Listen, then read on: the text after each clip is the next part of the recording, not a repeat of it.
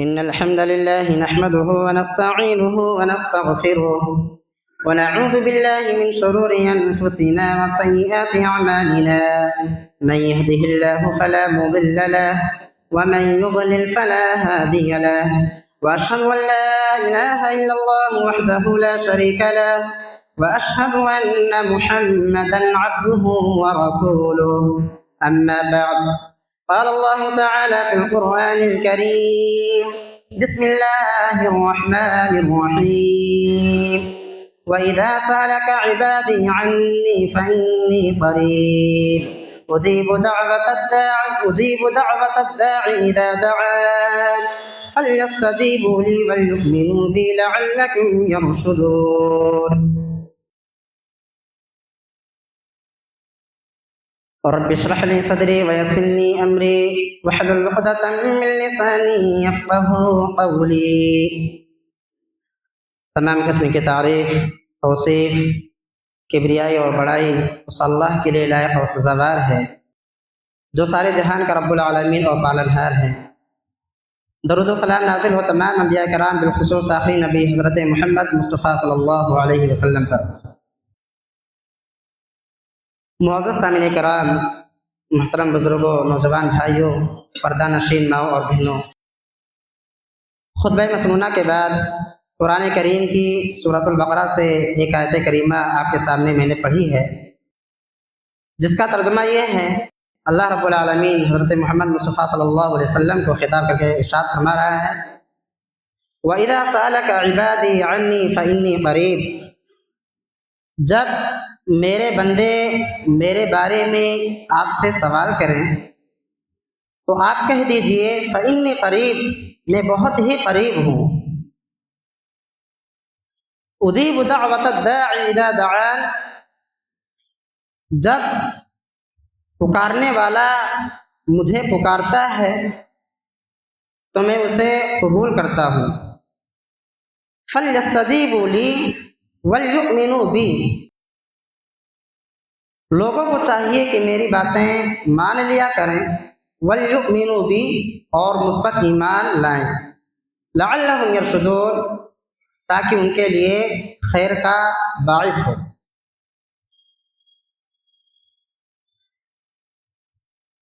ہمارا اور سب کا یہ ایمان کا حصہ ہے کہ اللہ رب العالمین اپنے تمام بندوں کی، خواہ وہ نیک ہوں یا گنہگار، عالم ہو یا جاہل، مرد ہو یا عورت، ہر ایک کی دعاؤں کو سنتا ہے، قبول کرتا ہے، اور اللہ رب العالمین سے جو شخص مانگتا ہے اللہ رب العالمین اسے محروم نہیں رکھتا ہے۔ معزز سامعین کرام، انسان جب اس دنیا میں آتا ہے تو اس دنیا میں آتے ہی وہ ضرورتوں کا غلام بن جاتا ہے، اور اس کی یہ ضرورتوں کا یہ سلسلہ اس کے قبر میں جانے تک ختم نہیں ہوتا، بلکہ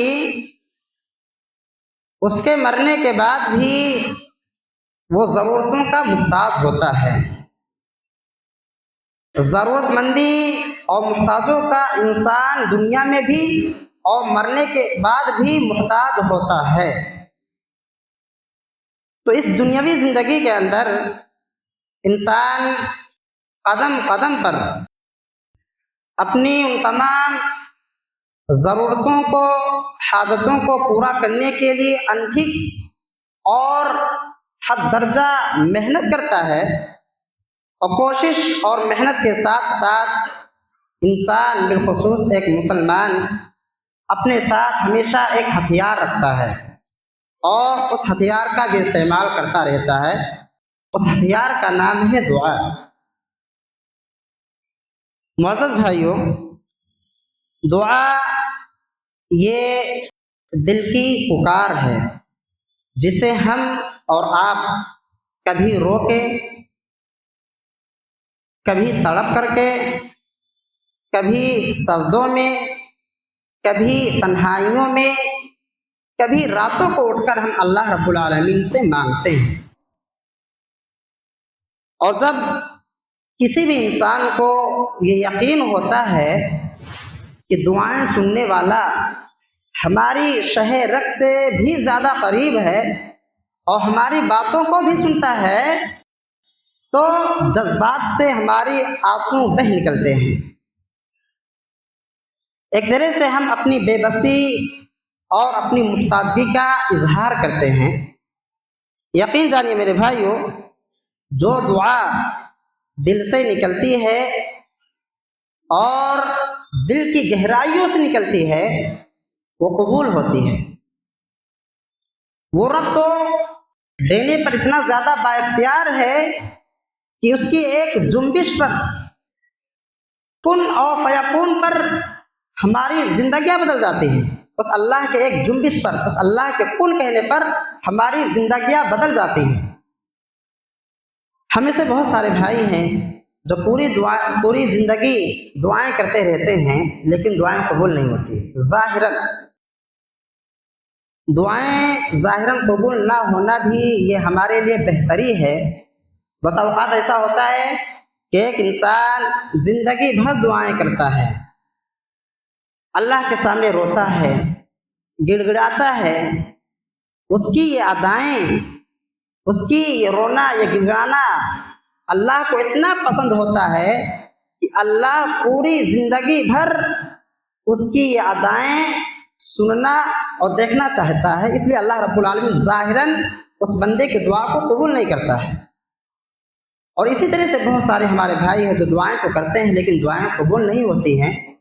ظاہراً ان دعاؤں کو اللہ رب العالمین ذخیرِ آخرت بنا دیتا ہے، یعنی کل قیامت کے دن جب ہم اللہ کے بارگاہ میں پیش ہوں گے تو یہ دعائیں وہاں پر کام آئیں گی۔ اسی طرح سے دعائیں ناقبول ہونے کی ایک وجہ یہ بھی ہے ظاہراً کہ اللہ رب العالمین اس دعا کے ذریعے سے آنے والی پریشانیوں اور مصیبتوں کو ٹال دیتا ہے۔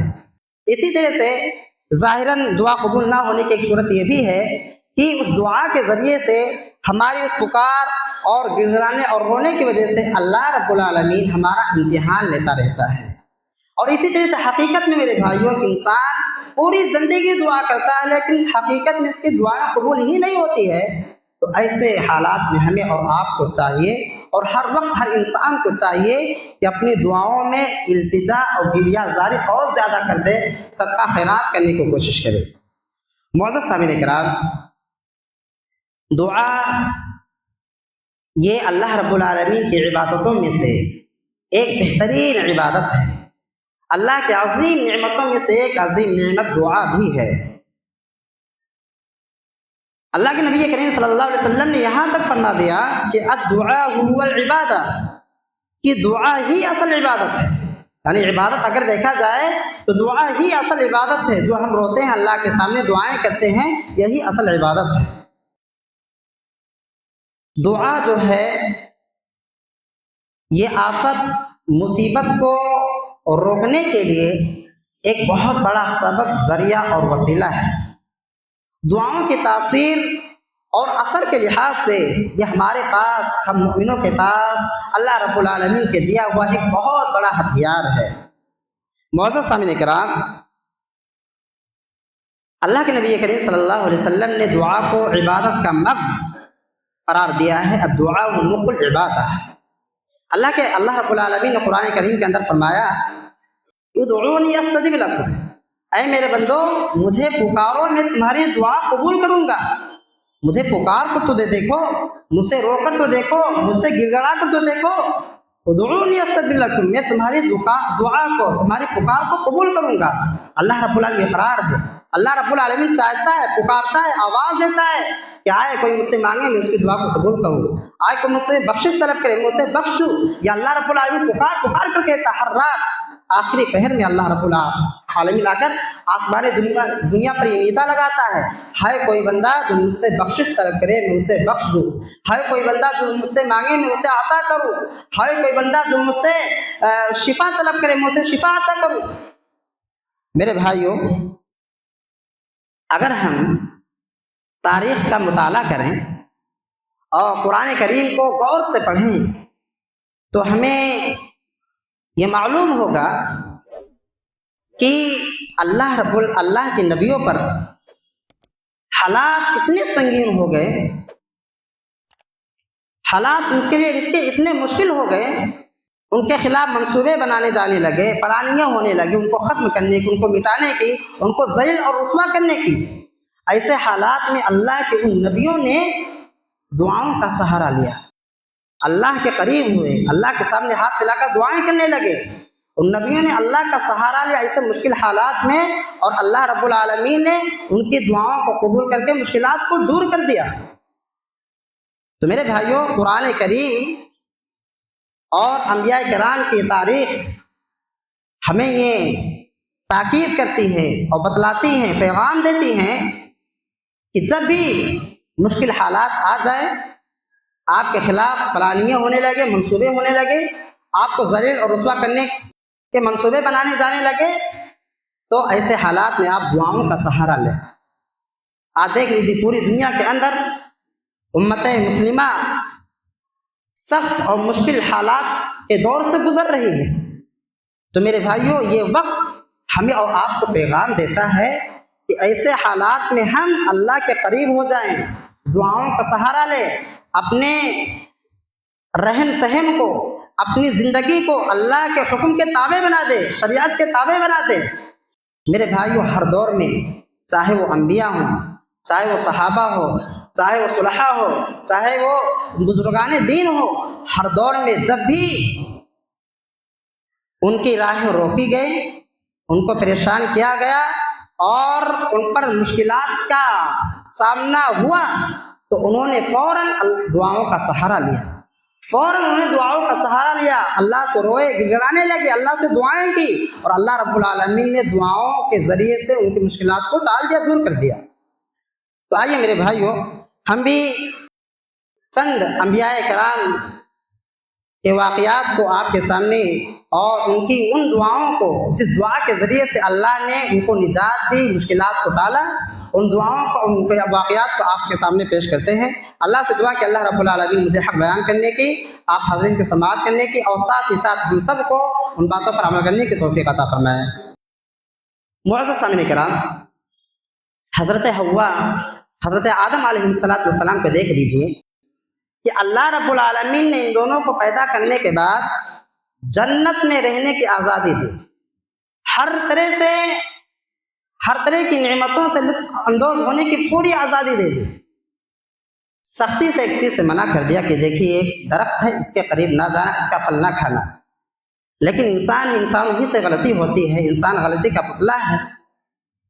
شیطان کے بہکاوے میں آ کر انہوں نے اس درخت کا پھل کھا لیا۔ میرے بھائیو، درخت کا پھل کھانا تھا کہ یہی عذاب کا باعث بن گیا، یہی جنت سے محرومی کا سبب بن گیا۔ انہوں نے شیطان کے بہکاوے میں آ کر جب درخت کا پھل کھایا تو اللہ رب العالمین نے ان کو جنت سے نکال دیا۔ بعد میں جب ان دونوں کو حضرت آدم علیہ السلام اور حضرت حوا علیہ السلام کو جب اپنی غلطی کا احساس ہوا تو انہوں نے اللہ رب العالمین کے بارگاہ میں اپنے گناہوں کا اعتراف کرتے ہوئے اللہ سے دعا کرتے ہیں کہ ربنا ظلمنا انفسنا وان لم تغفر لنا وترحمنا لنكونن من الخاسرین، کہ ہمارے رب ہم نے اپنے نفس پر ظلم کر لیا ہے، وان لم تغفر لنا، اے ہمارے رب اگر تو نے ہمیں نہ بخشا، ہم پر رحم نہ کیا تو ہم تباہ و برباد ہو جائیں گے، ہم ظالموں میں سے ہو جائیں گے۔ میرے بھائیوں، جنت جیسی عظیم نعمت اگر کسی انسان کو دے دیا جائے اور پھر اس سے اس کو نکال دیا جائے تو کتنے مشکل حالات کا سامنا کرنا پڑتا ہے۔ میرے بھائیوں، جب انہیں اپنی غلطی کا احساس ہوا، دعائیں کی، تو اللہ رب العالمین نے ان کی دعاؤں کو قبول کر لیا۔ اسی طرح سے میرے بھائیوں، آپ دیکھیے حضرت ابراہیم علیہ السلام کو کہ جب نمرود کے حکم پر حضرت ابراہیم علیہ السلام کو آگ میں ڈالا جا رہا تھا، آگ کی فطرت یہ ہوتی ہے کہ کسی چیز کو جلا کر راکھ بنا دے، یہ آگ کی فطرت اور یہ آگ کی پہچان ہے۔ لیکن اللہ رب العالمین کی قدرت دیکھیے، یہی ہمارے اللہ کی پہچان ہے، یہی اللہ کی شان ہے میرے بھائیوں، کہ اللہ رب العالمین ناممکن چیز کو ممکن بنا دیتا ہے، اللہ مشکل چیز کو آسان بنا دیتا ہے، اللہ جہاں راستے سب بند ہوتے ہیں اللہ وہاں راستے نکال دیتا ہے۔ حضرت ابراہیم علیہ السلام کو آگ میں ڈالا جا رہا تھا. ایسے مشکل حالات میں اللہ کے نبی حضرت ابراہیم علیہ السلام اللہ سے دعا کرتے ہیں اور اللہ رب العالمین ان کی دعا کو قبول کرتا ہے. قرآن کہتا ہے کہ قلنا یا نار کونی بردا وسلاما علی ابراہیم. اللہ نے کہا کہ اے آگ تو ابراہیم کے لیے ٹھنڈی ہو جا اور سلامتی والی بن جا. ذرا غور کریے میرے بھائیو کہ ایسے مشکل حالات میں جب ابراہیم علیہ السلام کو آگ میں ڈالا جا رہا تھا اور قریب تک وہ آگ جس کی تاثیر جس کی فطرت ہی ہوتی ہے کسی چیز کو جلا کر بھسم کر دینا راکھ بنا دینا، قریب تھا کہ وہ آگ ابراہیم علیہ السلام کو جلا کر راکھ بنا دیتی. اللہ دعائیں کرتے ہیں اور دعاؤں کا اثر یہ ہوتا ہے کہ اللہ رب العالمین آپ کو حکم دیتا ہے کہ تو ابراہیم کے لیے ٹھنڈی ہو جا اور سلامتی والی بن جا. وہی آگ جس کی تاثیر ابھی جلا کر بھسم کرنا تھا، وہی آگ کی تاثیر اب ابراہیم علیہ السلام کے لیے ٹھنڈی ہو جاتی ہے اور ان کے لیے سلامتی والی بن جاتی ہے. یہ ہے دعا کا اثر میرے بھائی. اسی طرح سے آپ دیکھ لیجیے حضرت یوسف علیہ السلام کو کہ جب حضرت یوسف علیہ السلام کو مصر کی عزیز نے شہر کے بیگمات کے سامنے ان کو جیل جانے کی دھمکی دی اور یہ کہا کہ اگر یوسف نے میری بات نہ مانی تو میں اسے جیل بھیج دوں گی. یوسف علیہ السلام عورتوں کی چال سے بچنے کے لیے اللہ رب العالمین سے دعا کرتے ہیں کہ رب السجن احب الی مما یدعوننی الیہ، کہ اے میرے رب مجھے جیل جانا زیادہ پسندیدہ ہے بنسبت اس کے کہ میں ان کی باتوں کو مان لوں. وَإِلَّا تَصْرِفْ عَنِّي كَيْدَهُنَّ أَصْبُ إِلَيْهِنَّ وَأَكُن مِّنَ الْجَاهِلِينَ. اے اللہ اگر تو نے مجھے ان عورتوں کی جال سے نہ پھنسایا تو میں ان کی جال میں آ جاؤں گا. وَأَكُن مِّنَ الْجَاهِلِينَ، اور میں جاہلوں میں سے ہو جاؤں گا، تباہ و برباد ہو جاؤں گا. میرے بھائیو یوسف علیہ السلام دعا کرتے ہیں اور اللہ رب العالمین ان کی دعاؤں کو قبول کر کے ان عورتوں کی چال سے ان کو بچا لیتا ہے، ان کی چال کو ناکام کر دیتا ہے. میرے بھائیو آج ہمارے خلاف منصوبے بنائے جا رہے ہیں، آج ہمارے خلاف پلاننگیں ہوتی ہیں، آج ہمیں مٹانے کی کوششیں اور ہمیں تباہ و برباد کرنے کی، مٹانے کی، ذلیل رسوا کرنے کی تیاریاں ہو رہی ہیں، منصوبے بنائے جا رہے ہیں. میرے بھائیو قرآن کریم کہتا ہے کہ اگر تم اللہ کے بن جاؤ، اگر تم اللہ سے لو لگا لو، اللہ کے سامنے رو گراؤ، گناہوں کی بخشش، گناہوں کی معافی مانگو، تو اللہ رب العالمین دشمنان اسلام کے سارے منصوبوں کو ناکام بنا دے گا. وَلَا تَهِنُوا وَلَا تَحْزَنُوا وَأَنْتُمُ الْأَعْلَوْنَ إِن كُنتُم مُؤْمِنِينَ. اللہ کا فرمان ہے کہ پریشان نہ ہو، اے مسلمانوں پریشان نہ ہو، غم نہ کرو. وَأَنْتُمُ الْأَعْلَوْنَ إِن كُنتُم مُؤْمِنِينَ، تم ہی سر بلند رہو گے، شرط یہ ہے کہ اگر تم مومن بن کر رہے. یقین جانیے میرے بھائیوں اگر ہم حقیقت میں مسلمان بن جائے، یقین کامل مومن بن جائے، اپنی زندگی کو شریعت کے تابع بنا لے، اپنے چال ڈھال چال کو، اپنے بات چیت کو، رہن سہن کو، اپنے کھان پین کو، اپنے لباس کو اگر ہم شریعت کے تابع بنا دے تو یہ اللہ کا وعدہ ہے میرے بھائیوں، یہ دشمنان اسلام کے سارے منصوبے ناکام ہو جائیں گے، ہم خوش و خرم رہیں گے، ہم سربلند رہیں گے. یہ اللہ کا وعدہ ہے. تو یوسف علیہ السلام نے ایسے مشکل حالات میں اللہ سے دعا کرتے ہیں کہ اللہ مجھے عورتوں کی چال سے بچا لے، ورنہ میں ان کے چال میں پھنس جاؤں گا اور جاہلوں میں سے ہو جاؤں گا، تباہ و برباد ہو جاؤں گا. اللہ رب العالمین دعا قبول کرتا ہے اور ان عورتوں کی چال کو ناکام کر دیتا ہے.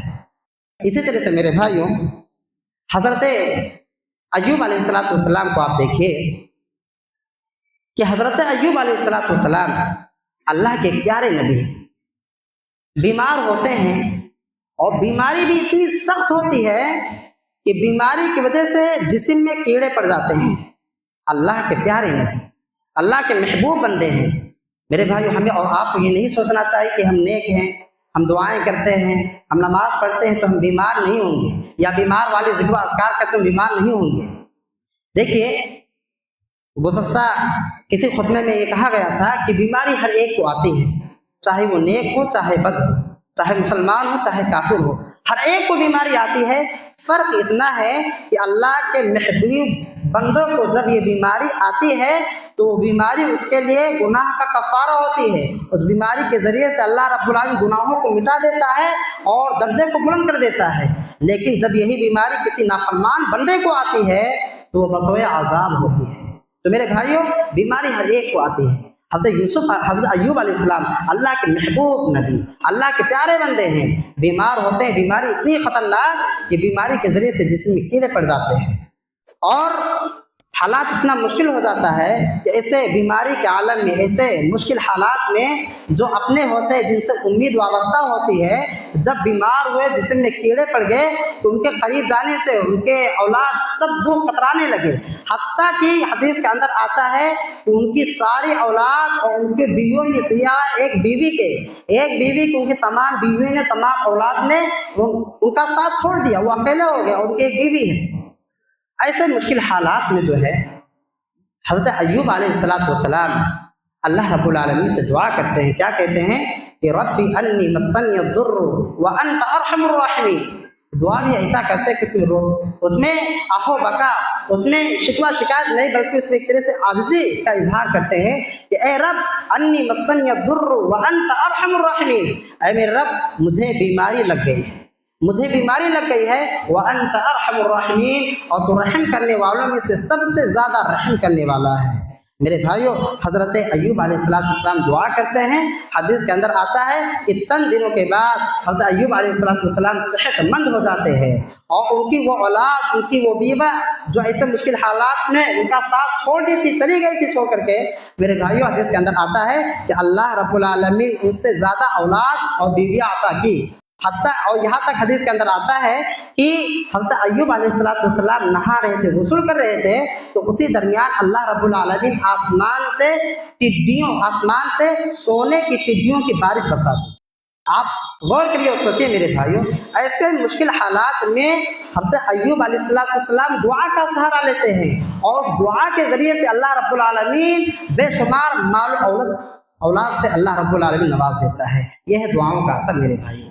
اسی طرح سے حضرت یونس علیہ السلام کو دیکھیے کہ جب حضرت یونس علیہ السلام اپنی قوم سے ناراض ہو کر اللہ کے حکم کے انتظار کے بغیر اپنے مقام کو چھوڑ دیتے ہیں اور چلتے چلتے جب ایک دریا آتا ہے اور دریا کو پار کرنا ہوتا ہے، تو جب وہ کشتی پر سوار ہوتے ہیں تو کشتی جب بیچ سمندر میں جاتی ہے تو ہچکولے کھانے لگتے ہیں۔ نوبت یہاں تک آ جاتی ہے کہ ایک بندے کو اس کشتی سے پانی میں پھینک دیا جائے تبھی یہ کشتی بچے گی، ورنہ ڈوب جائے گی، سارے کے سارے لوگ ڈوب جائیں گے۔ نوبت یہاں تک آتے قرآن اندازی کرنے کی۔ قرآن اندازی میں حضرت یونس علیہ السلام کا نام آتا ہے اور جب ان کا نام آتا ہے تو ان کو دریا میں پھینک دیا جاتا ہے، ادھر دریا میں پھینک دیا جاتا ہے، ادھر ایک مچھلی آ کے ان کو نگل جاتی ہے۔ میرے بھائیوں، اب حضرت یونس علیہ السلام تاریکی میں مچھلی کے پیٹ میں دن اور رات بسر کرتے ہیں اور ایسے مشکل حالات میں، تاریکی کے عالم میں، مچھلی کے پیٹ میں، ایسے مشکل وقت میں حضرت یونس علیہ السلام اللہ رب العالمین سے دعا کرتے ہیں، کیا کہتے ہیں؟ لا الہ الا انت سبحانک انی کنت من الظالمین، کہ اللہ تیرے علاوہ کوئی معبود نہیں، تو پاک ہے، انی کنت من الظالمین، یقین میں ہی ظالموں میں سے ہوں۔ میرے بھائیوں، حضرت یونس علیہ السلام دعا کرتے ہیں، اللہ رب العالمین دعا کو قبول کرتا ہے۔ اس کی صورت یہ نکلتی ہے کہ مچھلی سمندر کے کنارے پر حضرت یونس علیہ السلام کو اگل دیتے ہیں۔ تو میرے بھائی، یہ ہے دعاؤں کا اثر۔ تو میرے بھائیوں، چند انبیاء کرام کی یہ تاریخی واقعات اور قرآن کریم کے واقعات ہمیں یہ بتلاتے ہیں کہ جب بھی ہماری زندگی میں ایسے مشکل حالات کا سامنا کرنا پڑ جائے تو ہم فوراً دعاؤں کا سہارا لیں، اس دنیاوی زندگی میں میرے بھائیوں ہم سب سے زیادہ دعا کے محتاج ہیں۔ دعا ہماری سب سے بڑی ضرورت ہے، آج کے حالات میں دعا ہماری سب سے بڑی ضرورت ہے۔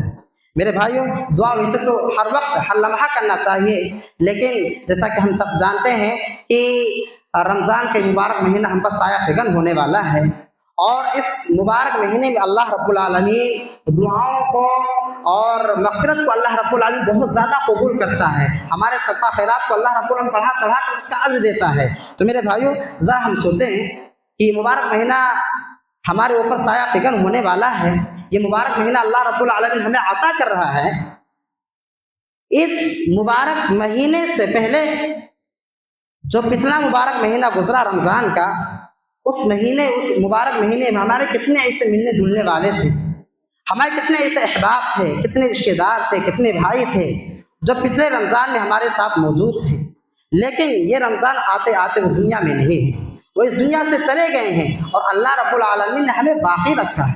اللہ نے ہمیں ایک بار مہلت دیا ہے کہ اللہ نے ایک بار ہمیں مہلت دیا ہے کہ اس رمضان المبارک میں ہم زیادہ سے زیادہ استغفار کریں، اللہ کو منانے کی کوشش کریں، اللہ سے روئے گڑگڑائے تراویح کا اہتمام کریں، تلاوت قرآن کریم کا اہتمام کریں۔ ایک بار موقع دے کر اللہ رب العالمین نے ہم پر بہت بڑا احسان کیا میرے بھائیوں۔ ہم بار بار سوچیں کہ کتنے ہمارے احباب رہے ہوں گے، کتنے ہمارے ملنے والے تھے جو گزشتہ رمضان میں ہمارے ساتھ موجود تھے، اٹھتے تھے، بیٹھتے تھے، کھاتے تھے، پیتے تھے، ہنسی مذاق کیا کرتے تھے، لیکن اس رمضان سے پہلے دنیا میں چلے گئے۔ تو میرے بھائیوں، اور ایک بات یہ بھی ہے کہ ہمیں سے کسی کو کچھ نہیں معلوم کہ یہی رمضان ہماری زندگی کا آخری رمضان ہے۔ ہم میں سے کسی کو کوئی پتہ نہیں ہے کہ یہی رمضان ہماری زندگی کا آخری رمضان ہو اور اس کے بعد جو آنے والا رمضان ہو وہ ہمارے نصیب میں نہ ہو سکے، اس رمضان کے آنے سے پہلے ہم اس دنیا سے چلے جائیں۔ تو میرے بھائیوں، یہ مبارک مہینہ ہمیں اور آپ کو اللہ رب العالمین جو عطا کر رہا ہے، جو دے رہا ہے، جو مہلت دے رہا ہے، اس مہلت کو ہم غنیمت سمجھ کر زیادہ سے زیادہ ہم استغفار کریں، اللہ سے روئیں گڑگڑائیں، تراویح کا اہتمام کریں، قرآن کریم کا تلاوت کریں، زیادہ سے زیادہ صدقہ خیرات کریں۔ تو میرے بھائی، ضرورت اس بات کی ہے میرے بھائیوں کہ دعا آج ہماری زندگی کی ایک اہم ضرورت ہے، ایک اہم ضرورت دعا ہے، اور اس دعا کے ذریعے سے اللہ رب العالمین آفتوں کو، مصیبتوں کو ٹال دیتا ہے۔ اور یہ انبیاء کرام کی تاریخ رہی ہے کہ جب بھی ان پر مشکلات کا سامنا ہوا، جب بھی حالات خراب ہوئے، انہوں نے فوراً دعاؤں کا سہارا لیا۔ آج ہم مشکل حالات سے گزر رہے ہیں تو یہ وقت کا اہم پیغام ہے میرے بھائیوں کہ ہم دعاؤں کا سہارا لیں، ہم اللہ سے لو لگائیں، اللہ سے روئیں، اللہ سے گڑگڑائیں، اللہ سے توبہ کریں ہم اپنے گناہوں سے میرے بھائیوں۔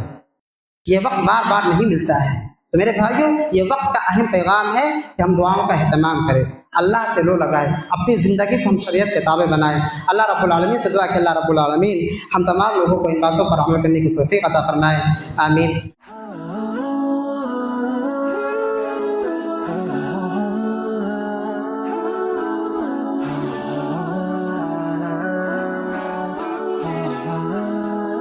Mm-hmm.